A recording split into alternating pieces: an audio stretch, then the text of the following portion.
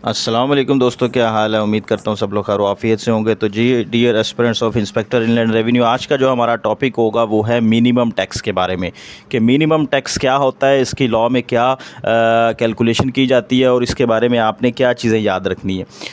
तो सबसे पहले मिनिमम टैक्स क्या होता है। मिनिमम टैक्स लॉ के मुताबिक वो टैक्स होता है जो आपने पे करना होता है। मिसाल के तौर पे आपने अपना बिज़नेस रन कर रहे हैं और आप अपना बिज़नेस रन करने के बाद साल के बाद अपना फाइनल अकाउंट बनाते हैं। फाइनल अकाउंट बनाने के बाद आप कहते हैं जी मुझे तो लॉस हो गया, मैं तो कोई टैक्स पे नहीं करूँगा। तो लॉ कहता है ठीक है, आपको लॉस हो गया, नो प्रॉब्लम। अब आपको मिनिमम टैक्स देना पड़ेगा। जो कम अज़ कम टैक्स है आपने वो देना है। आपने अपना टर्नओवर जो आपका डिक्लेयर किया है उसका 1% या 1.25% रेट डिफरेंट हो सकता है। आज हम जो बात कर रहे हैं वो income tax ordinance amended up to 2023 30/6/2023 तक की जो अमेंडमेंट है वहाँ तक हम बात कर रहे हैं। अगर आप फ्यूचर में इस वीडियो को देख रहे हैं तो उसके मुताबिक फिर उसका रेट देखना पड़ेगा। तो लेकिन मिनिमम टैक्स का कॉन्सेप्ट वही रहेगा। मिनिमम टैक्स क्या है, आपने वो 1.5%, लेट से हम 1.5% एज्यूम कर लेते हैं कि आपने अपने टोटल टर्नओवर का, यानी कि टोटल जो आपका सेल हुई है आपकी, उसका आपने जो आपका रेवेन्यू है उसका आपने 1.25% लिया और गवर्नमेंट ने कहा, एफबीआर ने कहा कि भाई आपने 1.25% हमें जमा करवा देना है। अच्छा जी, जमा तो हमने करवा दिया। अब इसका आपने ये देखना है कि ये कितने साल तक आगे कैरी फॉरवर्ड किया जा सकता है। हमारे अगर आगे हमारा टैक्स कम बनता है, ज़्यादा बनता है, तो इसका क्या ट्रीटमेंट होगा। तो पहली चीज़ ये कि अगर आपका कोई टैक्स नहीं बना तो आपने मिनिमम टैक्स पे कर दिया 1.25%। दूसरी कंडीशन ये कि आपका कुछ टैक्स बना, आपने बिज़नेस किया, सारे एक्सपेंसेस माइनस करने के बाद जो प्रॉफिट आया उस पे आपने जो टैक्स रेट बिज़नेस का है वो लगाया। तो लगाने के बाद आपका जो लेट्स से कि आपका नॉर्मल टैक्स बन रहा है 50,000, जबकि अगर आपकी सेल्स के मुताबिक, आपके टर्नओवर के मुताबिक देखा जाए 1.25% लगाकर, तो आपका जो टैक्स बन रहा है वो 70,000 बन रहा है।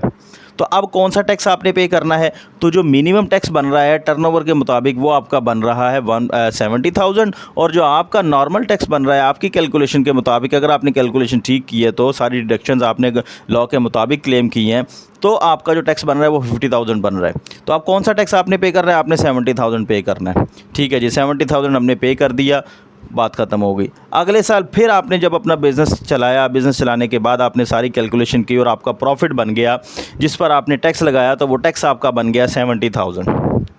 ठीक हो गया। लेकिन आपका जो टर्नओवर टैक्स आपने 1.25% लगाया इस साल, वो आपका बन गया 40,000 लेट से। ठीक है, अब मिनिमम टैक्स आपका 40,000 है और जो इस साल का आपका नॉर्मल टैक्स है वो 70,000 बन रहा है। पिछले साल क्या हुआ था, पिछले साल आपका 50,000 और 70,000 था, आपने पे 70,000 किया, अपनी नॉर्मल टैक्स लायबिलिटी से 20,000 आपने ज़्यादा पे किया। वो जो 20,000 आपने पिछले साल ज़्यादा पे किया था वो इस साल आपको अपनी नॉर्मल टैक्स लायबिलिटी में से एडजस्ट करने का हक है। आप उसमें से एडजस्ट करेंगे। आपका लेट से मैंने अभी कहा कि आपका जो नॉर्मल टैक्स इस साल बन रहा है वो 70,000 बन रहा है और जो मिनिमम टैक्स के मुताबिक रेट निकल रहा है वो 40,000 बन रहा है। तो इस 70,000 आप पे नहीं करेंगे, आप 70,000 में से 20,000 को माइनस करने के बाद 50,000 इस साल आप पे करेंगे। अब सवाल ये होता है कि आप इस मिनिमम टैक्स को जो आपने पे किया इसको कितने साल तक एडजस्ट कर सकते हैं। तो आप इसको 5 साल तक एडजस्ट कर सकते हैं। 5 साल तक कैसे एडजस्ट करेंगे। अभी हमने जो एग्जांपल देखी इसमें 20,000 हमने पिछले साल, सबसे पहले साल हमने जो एक्स्ट्रा पे किया था अगले साल हमने एडजस्ट कर लिया। अब हमारा कोई मिनिमम टैक्स नहीं बना। लेकिन समटाइम ऐसा होता है कि मिनिमम टैक्स बहुत ज़्यादा पे कर दिया जाता है, फिर उसको हर साल आप एडजस्ट करते जाते हैं। अगर आप अगले साल एडजस्ट करते हैं फिर भी कुछ बच जाता है, उसको फिर अगले साल आप एडजस्ट करेंगे फिर भी कुछ बच जाएगा। तो 5 साल तक आप इस मिनिमम टैक्स को जो है ना वो एडजस्ट कर सकते हैं जिस साल आपने वो पे किया होगा। अगले साल फिर अगर आपका मिनिमम ज़्यादा बनता है तो फिर आप उसको आगे 5 साल तक ले जा सकते हैं। तो मिनिमम टैक्स का कॉन्सेप्ट आई होप आपको क्लियर हो गया होगा। इंटरव्यू में जाने से पहले आपने इसको लाजमी दोबारा से पढ़ लेना है। सेक्शन इसका 113 डील करता है जहां पर तमाम मिनिमम टैक्स के बारे में बताया गया है कि अगर इंडिविजुअल है तो वो कितना देगा, कंपनी है तो वो कितना देगी, एओपी है तो वो कितना मिनिमम टैक्स देगी।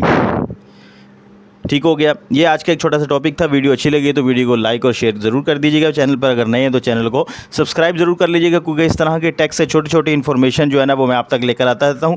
तो याद रखिए, मैं आपको कंसल्टेंट नहीं हूँ कि जहाँ पर मैं आपके जो है ना बुक्स ऑफ अकाउंट को कंसल्ट करता हूँ। आपका जो अपना पर्सनल सिनेरियो हो सकता है वो डिफरेंट हो सकता है, तो किसी कंसल्टेंट से कंसल्ट करने के बाद जो है वो अपना टैक्स लायबिलिटी जमा करवाइएगा या टैक्स पे कीजिएगा। अपना बहुत सा ख्याल रखिएगा, मुझे दुआ में याद रखिएगा। अल्लाह हाफ़िज़।